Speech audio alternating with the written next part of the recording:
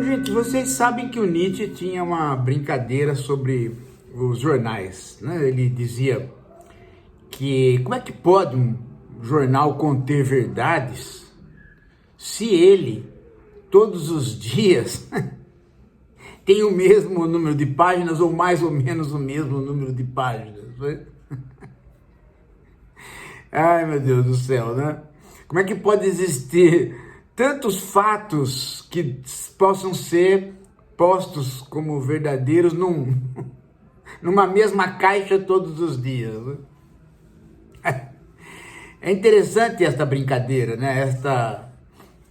Esta ironia em relação à geometria jornalística, porque mesmo em tempos de jornal não mais impresso, os jornais continuam dentro dessas caixinhas. Então há uma série de reportagens que são completamente desnecessárias e inúteis. Então a conclusão que você chega, e que o Nietzsche até deve ter pensado nisso na época, não é?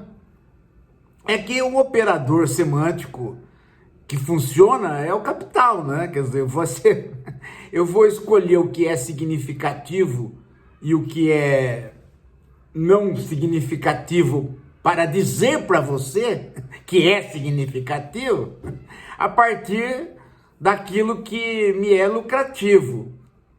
Então, o pacote lucrativo é desse tamanho, então todo dia vai desse tamanho. Inventem verdades. E aqui na Folha de São Paulo, há certas coisas que aparecem, o Globo, outros jornais, a mesma coisa, né? Sites, então nem se fala. Tem certas coisas que aparecem que não são dignas de jornalismo, mas que a gente acaba até utilizando como forma didática para poder fazer uma narrativa a respeito dessa atividade humana chamada informação, principalmente agora que nós vivemos, né, com a infosfera incrustada em nós. E o que está pegando em uma determinada área de literatura, isso no mundo todo, tanto é que em uma reportagem do exterior, é a história do chatbot, os robôs virtuais aí que servem para tudo, servem de cartomante, de médico, de namorado, de tudo, né? Então uma literatura crescente, já tem até livros e livros, né? De pessoas preocupadas com isso. E, obviamente, as pessoas preocupadas com isso vão desde os experts, os especialistas, agora tem especialista, aos, obviamente, pessoas da tal de área da saúde, os médicos. Meu Deus do céu. E eu tô com uma reportagem aqui, eu vou abrir para vocês verem o grau de eu não sei nem explicar para vocês. Olha só as coisas que os médicos ou psicanalistas de universidades americanas dizem. São coisas assim que se eles não dissessem, jamais você ia imaginar. Olha como eles são sábios. Olha aqui, então a reportagem se chama Interação Emocional, o título é ótimo, né? Com chatbots pode prejudicar a saúde mental. O título já é fantástico. Agora, olha só. Aí vem, né? A Giulia Peruso, ela fez uma reportagem aqui, onde ela diz assim, olha só.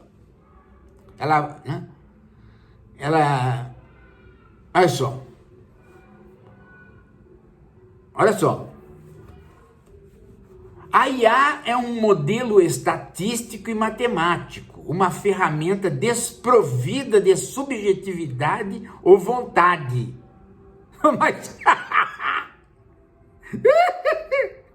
Mas qual ferramenta teria subjetividade e vontade? No caso aí, subjetividade, ela está pensando subjetividade igual a nossa, humana, né? Ela pode ser útil para otimizar tarefas e até desenvolver softwares e inovações em tratamentos de saúde, inclusive a mental. Todos esses benefícios podem ser alcançados quando tratada e usada como o que ela é, um instrumento de apoio. O problema pode começar, olha agora vem a sabedoria máxima, quando indivíduos desenvolvem afetividade com os robôs ou alguma espécie de vínculo emocional, levando tudo que a IA diz ou escreve como uma verdade incontestável. Gente, deixa eu perguntar uma coisa para vocês. Há algum perigo em alguma comunicação, seja ela de IA ou não IA?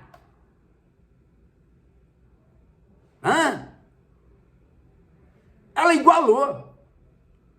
Se alguém disser para você alguma coisa e você tomar como uma verdade incontestável e ficar fanática por aquela pessoa que disse aquilo, qual a diferença? Qual a diferença se você ficar, né, acreditando em IA e ficar fanática? Ela dizendo isso da IA, ela diferenciou a IA dos humanos no que sentido?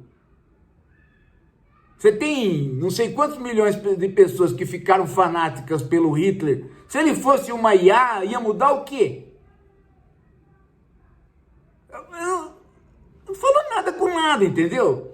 Aí vem a sabedoria. Agora vem. Tchan, tchan, tchan, tchan. Olha só. E aí é interessante porque na hora de fazer coisas mais sábias do que ela já fez, a Giulia Peruso, ela chama a Catherine Eitman, professora assistente da Faculdade de Saúde Pública Bloomberg, da Johns Hopkins, e autora do artigo A Potencial Influência da IA na Saúde Mental Populacional. A moça tem um artigo, ainda ela é professora nas Johns Hopkins. Meu Deus! Se eu não cair de joelhos diante dela, o que serei eu? Serei nada. Nada. Olha só. Veja só o que a moça fala. Esta Catherine. Um perigo da IA é que ela soa autoritária, confiante, e pode ser difícil para as pessoas discernirem qual informação é verdadeira e qual não é. Isso pode afetar a saúde mental das pessoas. Jesus, me salve! Eu preciso da sua ajuda, ó Jesus. Eu estou num mundo onde a Catherine, a professora da Faculdade de Saúde, me informou uma coisa que eu jamais poderia saber e que ninguém saberia se ela não falasse. Eu estou praticamente estarrecido porque é muita informação. A IA soa autoritária e confiante. Pode ser difícil para as pessoas discernirem qual informação é verdadeira e qual não é. Isso pode afetar a saúde mental das pessoas. Esse pessoal, eles são imbecis e escrevem para imbecis. E a gente que não é imbecil tem que ler para dizer, olha, o estudante, toma cuidado que isto é para encher linguiça, né? Agora, pera lá, né? Pera lá. Aqui, ó. Isso pode... Não, pera. Pera, porque você pensa que é assim? Que uma Catherine vai parar de falar? Não, ela tem mais coisas na cabecinha dela. Aqui, ó. Segundo ela, Isso pode acontecer no contexto em que os chatbots são usados como conselheiros psicológicos, médicos ou terapeutas, mas também num contexto mais amplo, que pode mudar a forma como as pessoas se relacionam com as coisas que as deixam felizes e saudáveis. Isso aí me lembra, pode ser, né? Me lembra um livro de Portugal, um dicionário de Portugal, que estava escrito assim: este livro é para estudantes, profissionais liberais, funcionários públicos, mas também serve para médicos e para não sei o que lá, e depois de falar todas as profissões do mundo, ele põe e para o público em geral. Juro, eu juro. Acho que era um livro de alemão sem mestre, ou inglês sem mestre, uns livros de línguas assim, que meu avô tinha na biblioteca dele, com essa recomendação de Portugal. É isso. É isso, olha só. Se o chatbot começar a funcionar como psicólogo, médium ou terapeuta, ele, num contexto de ajuda, ele pode prejudicar. E em outros contextos também.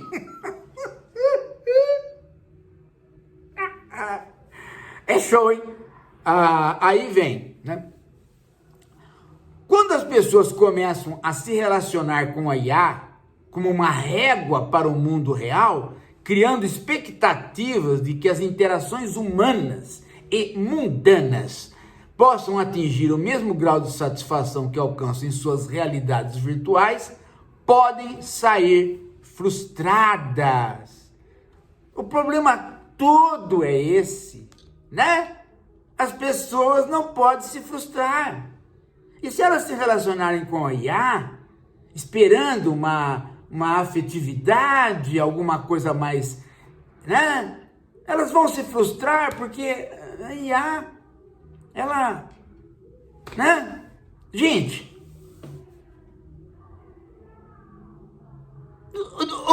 vem cá, o que é essa Catherine e essa Gil? O que elas comem? Há algo no alimento delas que dá alguma deterioração cerebral. Não é possível. Não é possível que seja por elas próprias. Deve ter algum agrotóxico, né? Não é possível. Fala nada com nada.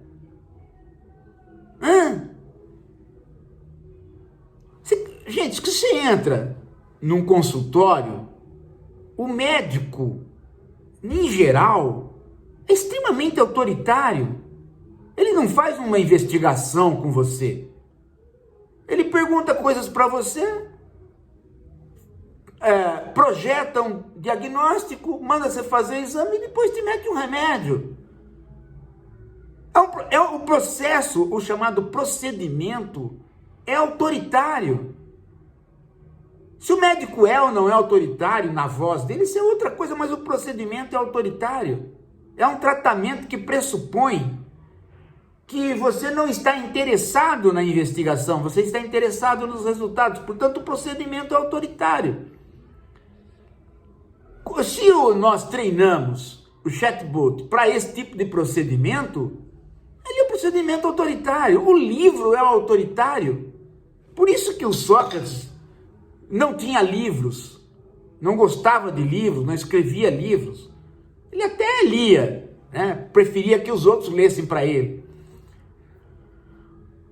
Porque o livro, como ele dizia, né? Você faz uma pergunta para ele, ele dá sempre a mesma resposta, não está escrito outra coisa. Era uma brincadeira do Sócrates, claro, mas o que ele queria dizer é que a possibilidade da dialética oral tinha uma vantagem, porque ela pode ser contradita. Você muda, você está caminhando aqui num raciocínio, você tem uma objeção, você interrompe aquele raciocínio que você está fazendo para fazer outro. Então, essa dialética do Sócrates permitia os insights que o livro não permitia. Então, nesse sentido, a crítica a qualquer coisa que esteja pronta, vale. Até hoje para IA. É por isso que quando você vai ao médico, você depois sai de lá e fala, bom, eu tenho direito a uma segunda opinião, vou no outro médico. Porque você sabe que o procedimento é autoritário. É por isso que quando você lê alguma coisa na escola, o bom professor lhe dá uma bibliografia para você comparar as narrativas. Porque ele sabe que o procedimento de dar um livro só já acabou. Foi lá quando você aprendeu a ler. Então, onde é que está a diferença entre o que o humano faz com as pessoas, os outros humanos, e o que a IA faz? Onde está? Existe diferença? Existe. Mas aqui nos textos que são apresentados, não aparece. E o que é pior, né? Eles denunciam uma dependência. Ora, mas você pode ficar dependente de tanta coisa. Se tem uma coisa que os homens gostam de fazer, é ficar dependentes. Se a autonomia fosse alguma coisa inerente aos homens, ela não teria sido teorizada. Os homens não precisariam teorizá-la, não precisariam defendê-la, não precisariam criar uma legislação em torno de liberdade e autonomia individual. Os homens criaram isto exatamente nos tempos modernos, porque começaram a perceber que os tempos modernos, a partir do capitalismo, ia tirar isso deles. E a problematização da autonomia e da liberdade vem exatamente junto com o capitalismo. E as pessoas falam, olha, o capitalismo é que deu a possibilidade das pessoas ficarem autônomas. Não, é o contrário. Ele não deu a possibilidade, ele deu a reação. Ele mostrou a maquinização das pessoas e aí elas começaram a falar, pera lá, nós nunca teorizamos a liberdade individual. Os antigos teorizavam a liberdade da cidade, mas não a liberdade individual. A democracia dos antigos falava em liberdade da cidade, mas não falava em liberdade individual. Agora nós vamos ter que falar em liberdade individual porque é ela que está comprometida. Porque uma coisa, gente, é você ter o antigo e o escravo na condição natural de escravo. Ou ele nasceu escravo ou a cidade dele foi escravizada. Outra coisa é você não ter mais o escravo, nem mais o servo, você ter o trabalhador livre e descobrir que o trabalhador livre não é livre. Então você tem que teorizar sobre isso. Espera lá, vamos fazer uma legislação para preservar a liberdade individual, porque o modo de produção que nós estamos utilizando a eliminou. Então, nesta hora, a liberdade individual passa a ser importante, exatamente quando estamos perdendo a liberdade individual.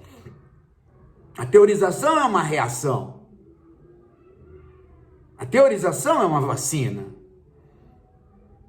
Agora, quando você faz essa teorização, você sabe perfeitamente que o elemento autoritário é uma voz, é uma frase, é um mecanismo, é um procedimento. Se ele vem do humano ou do chatbot diretamente, tanto faz, porque na verdade quando nós treinamos a IA, nós já treinamos a partir desses procedimentos. E ele vai repetir esses procedimentos. E volto a dizer, se você tivesse na Alemanha só um microfone falando e ninguém mais soubesse que o Hitler estava morto, as pessoas continuariam a obedecer. Se as pessoas nunca tivessem visto o Hitler, só escutado a voz dele pelo rádio, talvez elas obedecessem.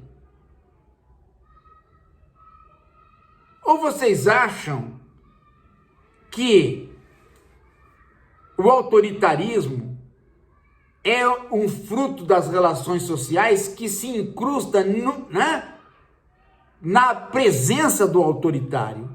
Obviamente que não. Há uma série de pré-requisitos que estão em relações sociais anteriores ao exercer daquele autoritarismo. Aquele autoritarismo que aparece, ele monta cavalo no autoritarismo que não aparece e que montou a sua personalidade. Portanto, nós estamos aí novamente com um problema de como é que nós estabelecemos um relacionamento com a infância. E aí as teorias que nós temos vai importar sim, vai importar em que momento que nós estamos precisando, para além da conta, para além do cotidiano, de uma parceria.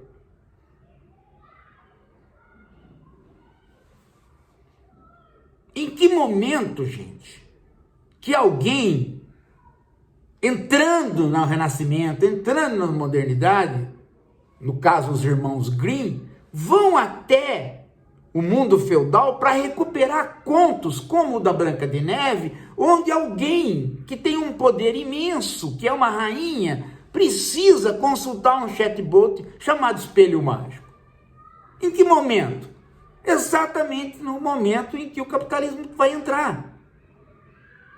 Se nós estamos no século XII, XIII, no mundo feudal, no mundo de reis e rainhas, ainda num mundo onde os estados nacionais nem nasceram, mas isso está predispondo as pessoas a dizer, pera lá, eu preciso de um conselheiro, mas eu preciso de um conselheiro que seja um espelho, que ele espelhe os meus desejos. Então, quando você vê este conto, você sabe perfeitamente que o homem, mais cedo ou mais tarde, vai colocar a Branca de Neve em forma de teoria. Mais cedo ou mais tarde, ele vai teorizar, pela via do Freud, o narcisismo, pela via do Sloterdijk, a biunidade, a carência do duplo. E assim vão nascer as teorias. Teorias estas que estão todas voltadas para a ideia de que o homem moderno vai precisar defender a liberdade individual, porque ela está a todo momento sendo operacionalizada por um operador chamado capital. Ele, capital, vai exercer a sua vontade, que é a vontade de acumulação, e com isso ele vai reordenar todas as outras vontades e vai diminuí-las. E o homem vai dizer, pera lá, calma, que coisa, né? Que coisa, eu não tinha pensado nisso, eu não tinha pensado que eu precisaria teorizar sobre a vontade, eu pensei apenas que, mas veja, eu já venho fazendo isso faz tempo, à medida que eu precisei de um consultor chamado Espelho Mágico para me dizer se eu sou bela ou não sou bela, à medida que eu precisei disso, eu vou precisar do rádio de pilha, eu vou precisar da televisão e eu vou precisar muito mais do celular. E à medida que eu preciso disso, eu preciso também de alguma coisa que me dê parâmetros para cuidar desta relação, porque esta relação está me deixando à mercê de alguém que fala para mim o que eu tenho que fazer de uma forma autoritária, tanto quanto outras figuras faziam isto por terem poder sobre mim, como, por exemplo, o poder do rei, mas como, por exemplo, um poder que eu não vejo, que é o poder do capital. Eu só vejo quando eu descubro que o crédito que eu recebi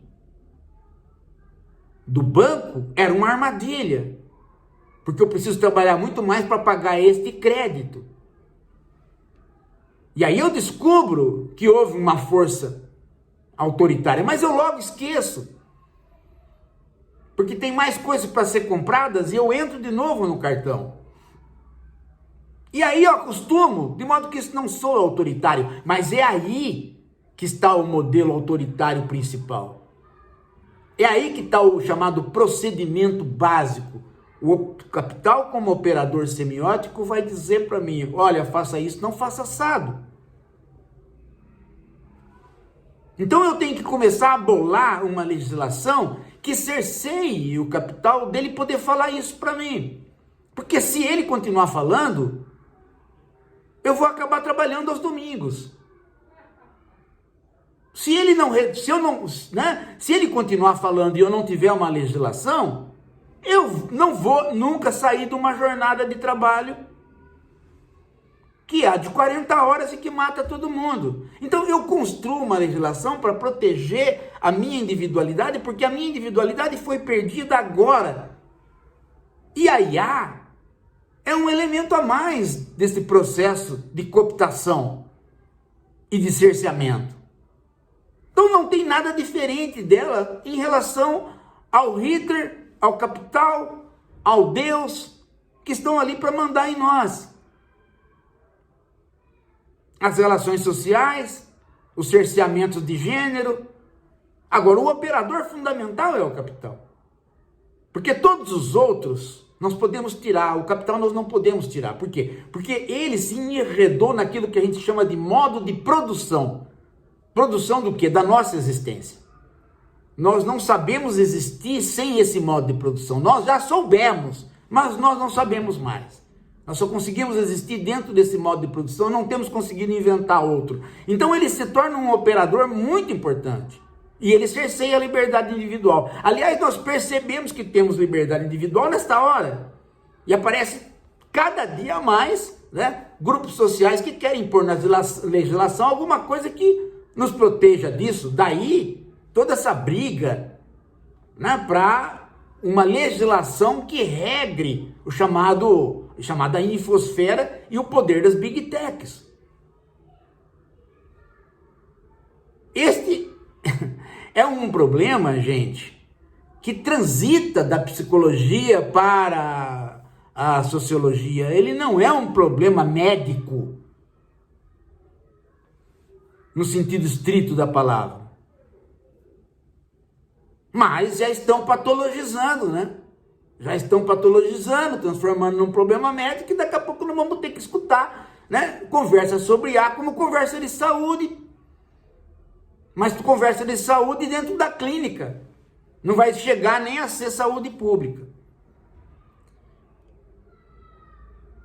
Percebem? Entende como é que está sendo montada a coisa? Entende como nós estamos dando passos que parecem certos, mas podem ser errados neste aspecto em relação à IA? De achar que ela é alguma coisa muito nova? Me diz, o filme Her, filme Ela, de 2013, que agora já ficou até velho, porque era uma ficção para não sei quanto tempo, que já aconteceu. A Samantha. Você liga a Samantha e fica enamorado por ela. Há alguma coisa que aconteceu com o personagem do Joaquim Fênix não aconteceria se a Samantha fosse uma pessoa? Ela falou para ele: eu estou tendo experiências com outras pessoas. Qual a pergunta dele? Igualzinho a que todo homem faz quando a mulher deixa ele ou quando ele é corneado. O outro é melhor ou pior do que eu? A resposta da Samantha é ótima, né? Porque ela falou: o outro é filósofo, é melhor que você. Pronto, o cara entrou em desespero. Se fosse uma mulher real, ele faria a mesma coisa. Então onde é que está o problema? Me diz. Tem dó, né? Tem dó. Achar chifre na cabeça de cavalo, acha chifre na cabeça de quem tem. Cavalo, realmente, as éguas podem dormir com quem elas quiserem. O cavalo não leva chifre. Ele é o cavalo. É isso.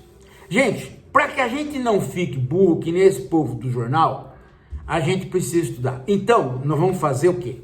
Nós estamos organizando os grupos de estudo. Para fazer a leitura conjunta do Capitalismo 4.0. Tá? Brasil todo, vamos ter grupos de estudo. Você já reserva o dinheiro para comprar o livro e começa a organizar o seu tempo e vai articulando o seu grupo de estudo. para a hora que o livro sair, que já está na boca, a gente começar o trabalho. E aí a gente vai fazer live especial para o seu grupo de estudo. Tá? Olha que coisa legal. É como se a gente fosse fazer uma grande, uma grande peregrinação pelo Brasil, fazendo lançamentos do livro em cada lugar. Como a gente não pode fazer isso, a gente vai fazer os grupos, o que é muito melhor. Que é muito melhor. E isto não o isenta de vir no lançamento em São Paulo pessoalmente. Aí eu vou cobrar. Aí eu vou cobrar. Porque não é possível que você tenha uma nádega que esteja grudada na cadeira, no seu local, você não possa vir a São Paulo para o lançamento, porque a gente quer conhecer você. É legal encontrar as outras pessoas que leem as mesmas coisas. Senão você vai ficar isolado, você vai se tornar uma ilha aí nesse lugar, cercada de bolsonaristas por todos os lados. Aí você vai ver. Você quer isso? Você não quer.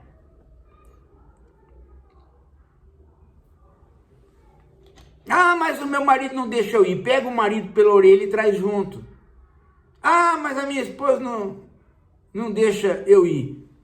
Pega ela por qualquer parte e traz junto. Mas venha. Porque você vai encontrar outras pessoas, você vai ficar motivado para estudar, vai voltar e vai montar um grupo de estudos. E se você se prepara, você consegue passagem baratinho. Se você não se prepara, você não consegue. Tá? Data, né? Você quer data? Vou dar a data daqui a pouco. Calma, tô falando, tô organizando, tô me organizando. Estamos organizando, já quer data, quer tudo prontinho, quer data, né? Não tem data ainda. Mas que vai ser, ó, agora, junho, julho, né? Tá na boca, tá na boca. Não seja preguiçoso, não seja. Não seja preguiçoso, tá? Não seja preguiçoso, porque nós vamos precisar desta nossa capacidade de entendimento das coisas para mudar o país, mas o ano que vem nós temos eleição. E aí, meu amigo, aí nós vamos precisar estar afinado. Porque entregar o ouro na mão dos bandidos nós não podemos. Vocês sabem disso. Eles destroem o país. Já destruíram uma vez em 4 anos que arrebentaram com tudo. E sabe que bolsonarista, ele é um animal que ele precisa ser chicoteado cotidianamente. Ele se descuidou, ele já começa a rebolar. E ele tem que rebolar na ponta do nosso chicote. Porque nós somos pelo amor, né? Vamos fazer o amor vencer o ódio, chicoteando a bunda desses caras. Daqui a pouco a gente volta.